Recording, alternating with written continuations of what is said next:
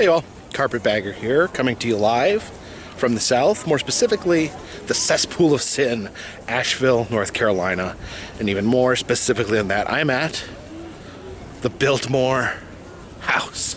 Now what you're seeing behind me, that is America's largest private home. Actually, technically not a private home because it is a tourist attraction, but at one point it was the largest home, a castle built by the ever so rich Vanderbilt family. You know, Anderson Cooper's family. Anyways, built, I believe it was 1890s is when it was opened up as George Vanderbilt's home. He was a rich member of the Vanderbilt family, had a lot of money, didn't have a lot of sense. He visited Asheville, loved the area, and decided he'd build himself a little getaway. And I'm not joking, this was his like summer home. This was not his primary residence. This is a secondary home. He spent a ton of money building.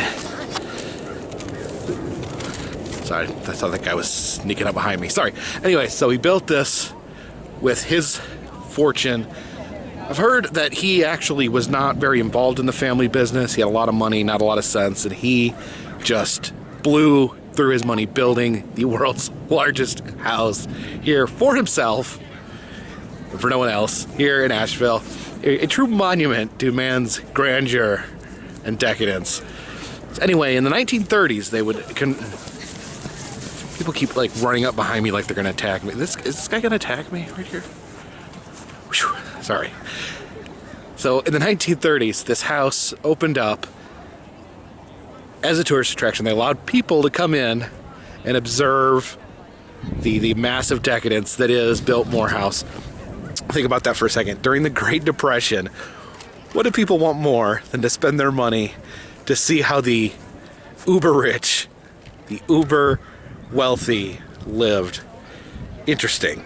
But the Biltmore family, or the Vanderbilt family, continues to rake in the cash by letting people go in and just see how freaking rich they are. And so I guess I've flopped out some money, so I guess I'm just as guilty as all these other people, shoving old Anderson Cooper's pocket full of money. And it's actually been used quite a bit in Hollywood movies. Too many to mention. They're just filmed all over the grounds here, but I know notable ones are the deformed child murderer Mason from the movie Hannibal lived here in the Biltmore House. Also, Richie Rich lived in the Biltmore House, the Macaulay Culkin version of Richie Rich. Let's hope that they did not live there at the same time. But anyways, let's go check this place out. Follow me.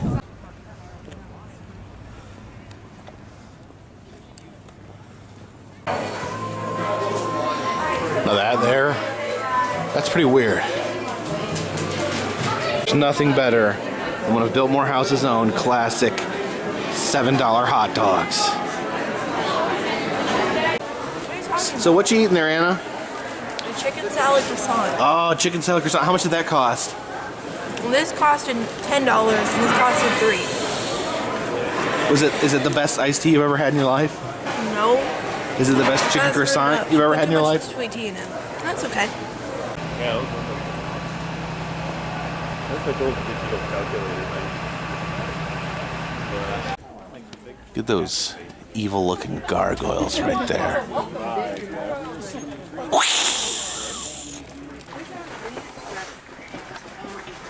Here is normally covered in beautiful flowers, but they're all dead because it's wintertime.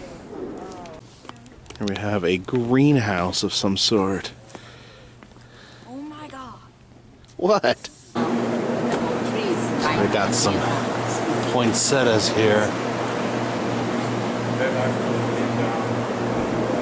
This looks like the cactus room. Ow, Dad. What's wrong? Did you accidentally prick yourself on a cactus? No, it's freaking ran into me. I'm gonna sit down on the stool right here.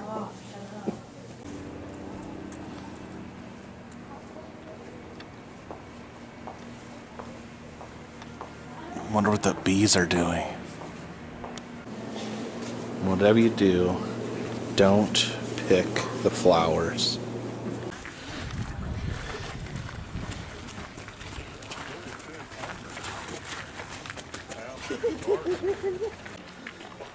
Looks like the arm has been broken off the statue. Guess they just don't have the money to fix it.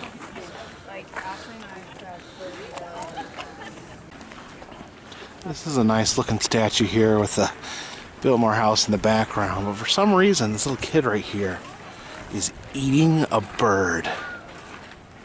I think this might be like Pan or something playing his flute. And then his little kid over here actually has like cloven hooves.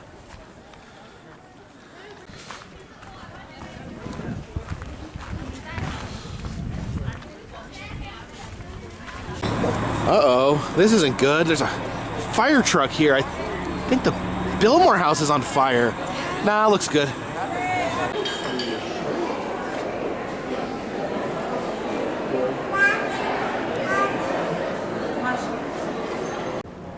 Now this is the dining room. Check out the 3 fireplaces. This crazy, massive table. They've got quite a collection of moose and elk heads surrounding the room. It's like a massive organ above the dining room. I guess you can go up there and play organ for all the people chowing down here. So this is the breakfast room where George Vanderbilt would have his Cheerios. Now those right there, those are some mutton chops. One kind of weird thing here is they actually have leather wallpaper. Get this treasure chest here and just check out the locking mechanism here at the top. That is complex. Oh, there's the key right there. Get those insane medieval tapestries. And there's old Georgie Vanderbilt himself.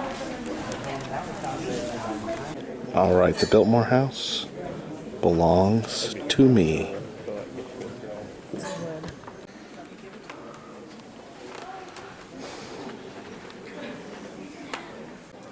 Now this probably is my favorite room here in the Biltmore House, the massive library. Check out the Sistine Chapel-esque ceiling painting.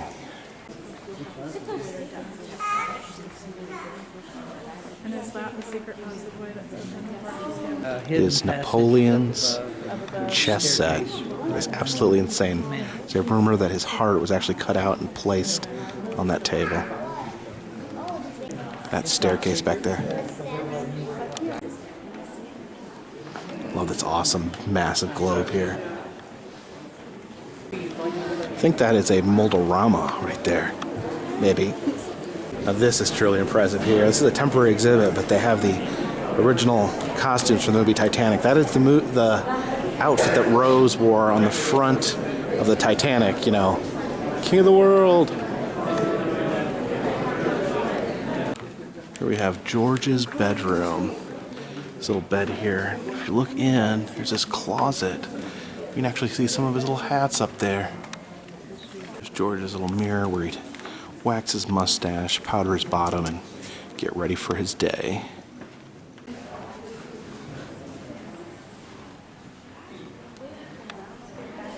This is Mrs. Vanderbilt's room. I wonder why they slept separately. This room looks just like a wedding cake for some reason.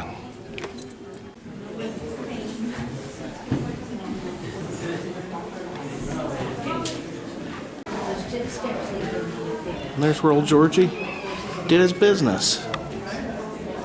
Alright, we're heading down into the super spooky basement.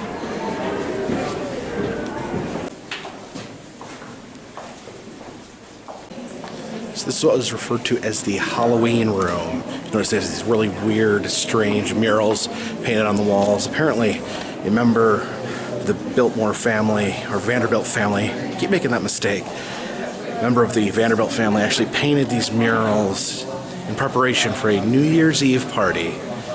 Keep in mind, it's called the Halloween room, specially painted for a New Year's Eve party. There's definitely some sort of disconnect going on here.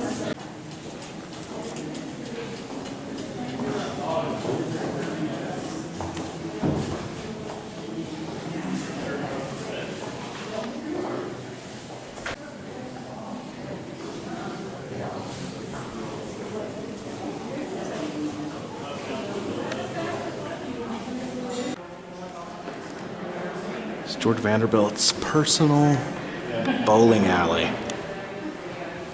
And check this out, the indoor swimming pool, which kind of reminds me of the swimming pool in American Horror Story where the little vampire children slept in.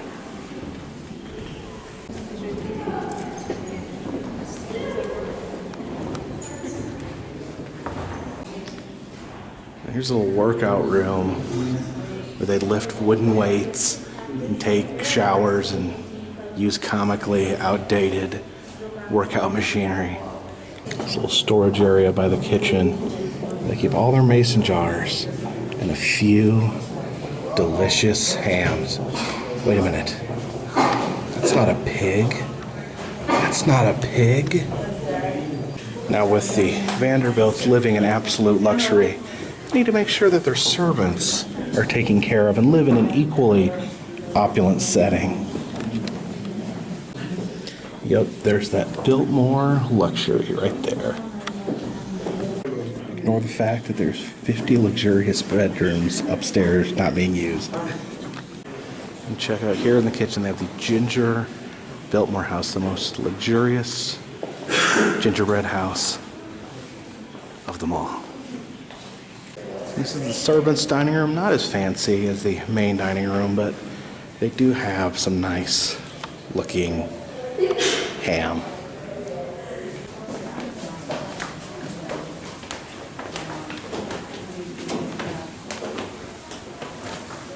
Here's the ultra manly billiards room where George and his buddies would shoot some pool.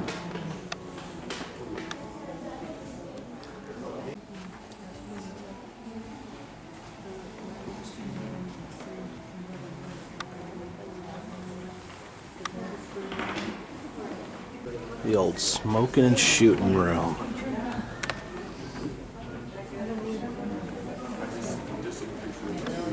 George's guns right there, along with his victims.